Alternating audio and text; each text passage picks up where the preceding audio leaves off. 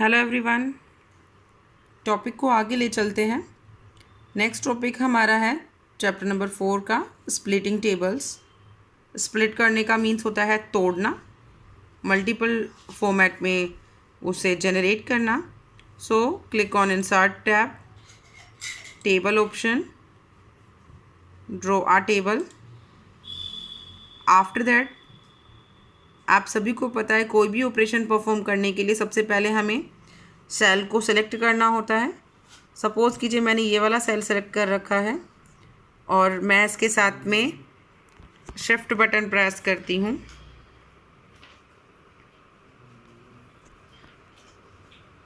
Shift के साथ में मैं दूसरी सेल को सिलेक्ट करूँगी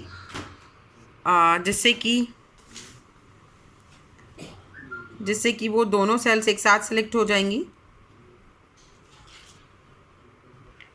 आप देख सकते हैं कि दोनों सेल्स एक साथ सेलेक्ट हो चुकी हैं। जब आपके पास दोनों सेल्स एक साथ सेलेक्ट हो चुकी हैं तो आप लेआउट ऑप्शन पर जाएंगे और जहां पर आपको ये सभी चीज़ें मिल रही थी, अगर यहां पर आपको स्प्लिटिंग करनी है किसी भी कंटेंट की तो आप यहां करेंगे स्प्लिट टाइम पे वो आपसे पूछेगा कि आपको कितने पार्ट्स में से स्प्लिट करना है। तो हमने बोला नंबर ऑफ़ कॉलम यहाँ 2 हो जाने चाहिए और रो जैसी है वैसी रहनी चाहिए। तो you have to click on okay button. आप यहाँ देखेंगे कि ये स्प्लिट हो चुकी है, एक बीच में रो बन चुकी है आपके पास। दैट मीन्स यहाँ पर 2 कॉलम्स बन चुके हैं और रो हमारे पास सेम कंटिन्यूअस है ही। ठीक है, अब उसके बाद जो टॉपिक हमारा आता है दैट इज़ कि आप लोग टेबल में डेटा कैसे इंसर्ट कर सकते हैं। टेबल में डेटा को इंसर्ट करने के लिए आपको कुछ नहीं करना होता, सिंपल आप कर्सर को लेकर जाएंगे और आप जो भी डेटा लिखेंगे वो डेटा एंटर होता चला जाएगा।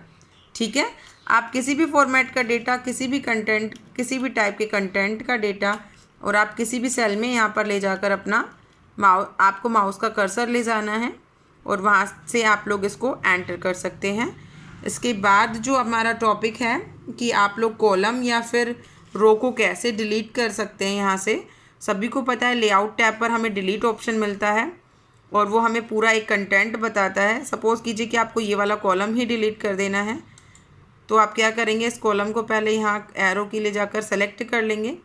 सपोज़ कीजिए कि आपको पूरा कॉलम ही डिलीट कर देना है, डिलीट ऑप्शन पर जाएंगे और ये आप इससे बोलेंगे कि ये वाला कॉलम डिलीट कर दो तो ये कॉलम डिलीट हो जाएगा। इसी तरीके से अगर आपको ये रो डिलीट करवानी है, आप इस रो को सेलेक्ट करेंगे, डिलीट पोर्शन पर जाएंगे, क्लिक ऑन डिलीट रो, तो आप देखेंगे कि वो कंप्लीट जो रो थी हमारी एक, वो कंप्लीट रो डिलीट हो चुकी है। ठीक है, तो यहाँ तक जो हमारा कंटेंट था वो था टेबल से रिलेटेड। अब अगर हम बात करते हैं चार्ट की, क्योंकि ये हमारा जो चैप्टर 4 है इसमें हमें बताना है टेबल्स और चार्ट के बारे में, तो आप सभी को इतना तो पता होगा कि हम लोगों ने एक्सेल में भी चार्ट को रिप्रेजेंट किया था। अब चार्ट क्या होता है, किसी भी तरीके के रॉ फैक्ट्स को अगर हम ग्राफिकल फॉर्मेट में, हम बोले पिक्टोरियल फॉर्मेट में, पिक्चर के फॉर्मेट में रिप्रेजेंट करते हैं तो उस फॉर्मेशन को बोलते हैं चार्ट। ठीक है, अब हम चार्ट को क्यों इंसर्ट करते हैं, क्योंकि ये एक इफ़ेक्टिव वे है ऑडियंस को अट्रैक्ट करने का या फिर अपने डेटा और एलिमेंट्स को, इन्फॉर्मेशन को विजुअलाइज करने का ऑडियंस तक। ठीक है, जिसमें हम लोग बहुत सारे पैटर्न्स को यूज़ करते हैं ताकि सामने जो व्यूअर्स हैं उन्हें कंटेंट अच्छे से समझ में आए और हमारा जो बताने का वे है वो भी उन्हें पसंद आए। जैसे कि आप सभी देखेंगे, सपोज़ कीजिए कि मैंने एक जो चैप्टर है वो मैंने एक आपको रीडिंग करके बता दिया तो वो चीज़ आपको कम समझ आएगी बजाय इसके कि मैं आपको यहाँ पर विजुअलाइज करके बताऊँ। ठीक है, तो चार्ट एक ऐसा है कि जिसमें हम लोग ऑडियंस की तरफ में अपने कंटेंट को विजुअलाइज करके रिप्रेजेंट करते हैं, that is called chart. Okay, तो चार्ट और चार्ट के कौन कौन से एलिमेंट्स होते हैं हम लोग ये वाली बात करते हैं इस वीडियो में कि चार्ट क्या होता है और चार्ट के एलिमेंट्स कौन कौन से होते हैं। ठीक है, तो फर्स्ट ऑफ ऑल इसके लिए हमें एक चार्ट बनाना होगा। हम लोग एक सिंपल चार्ट इंसर्ट करके देखते हैं। बाय डिफ़ॉल्ट लेआउट टैब पर हम लोग एक लेआउट लेते हैं।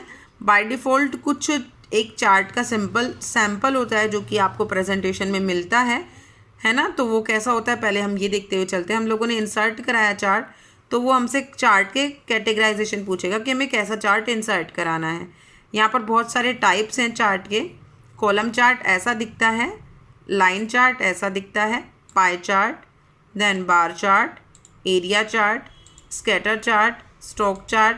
मतलब हमारे पास बहुत सारे डिफर पैटर्न के चार्ट्स हैं जिन्हें हम लोग देखकर यूज़ कर सकते हैं। सपोज़ कीजिए हमने कॉलम चार्ट ऐड ऑन करना है, हमारे पास अभी डेटा नहीं है कॉलम चार्ट किस कैटेगरी पर बनेगा।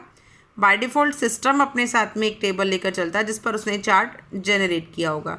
सो you have to click on okay button. After okay आपको समझ में आएगा, क्योंकि आप सभी को इतना तो पता है कि जो भी चार्ट बनता है वो एक्सेल शीट पर बनता है।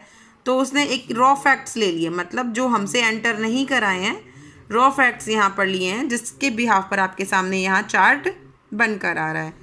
ठीक है, आप यहाँ देखेंगे number of column series 1, series 2 and series 3, number of rose category 1, category 2, category 3 and category 4। Okay, तो आप देखेंगे कि आपकी जो सीरीज़ 1, सीरीज़ 2 एंड सीरीज़ 3 है, these are called legends. Okay, legends का मतलब होता है कि ऐसे की जो कि आइडेंटिफाई करें आपके कलर पैटर्न्स को और जितने भी एसोसिएट कर रहे हैं आपके मार्कर्स को डेटा की सीरीज़ के साथ में। ठीक है, इसके अलावा category 1, category 2, category 3 and category 4, अगर हम इनकी बात करें तो दीज आर द एक्सेस बनकर चलते हैं। ये जो एक एक्स एक्सेस बनता है और ये वाई एक्सेस बनता है 1 2 3 4। ठीक है, इसके बाद अगर हम बात करते हैं ये, तो ये हमारा चार्ट एरिया है।